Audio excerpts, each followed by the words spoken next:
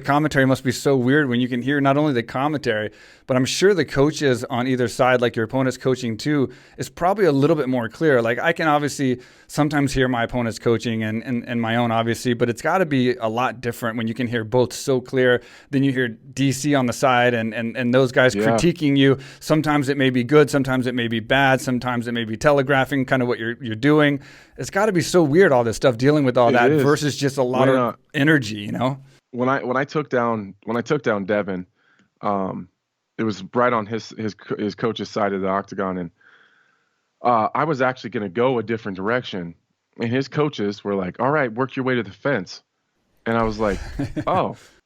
So then I grabbed his wrist, and that's when I sucked him back and drug him to the middle of the cage. That was not my plan, but once I realized, like, oh, he thinks he's close enough, he's going to just scramble to the cage, and this is a pretty strong dude, so that's when I sucked him back to the cage, you know? So it can be good and it can be bad too. Like, you know, this is a kind of a different situation, but when I fought John, I could hear his coaches really, really well.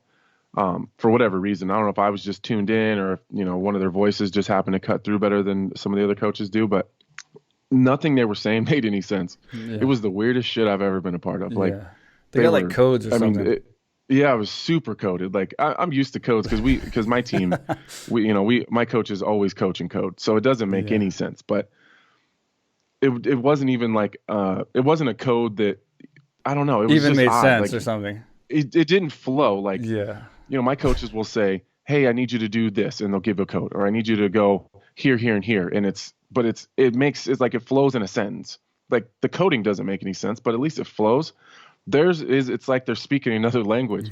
Like there was no regular words in there. It was just a bunch of jumbled bullshit. So it was really confusing. And then they kept saying my name. So it was like they had another code, but it was my name, and it was really fucking with me really bad.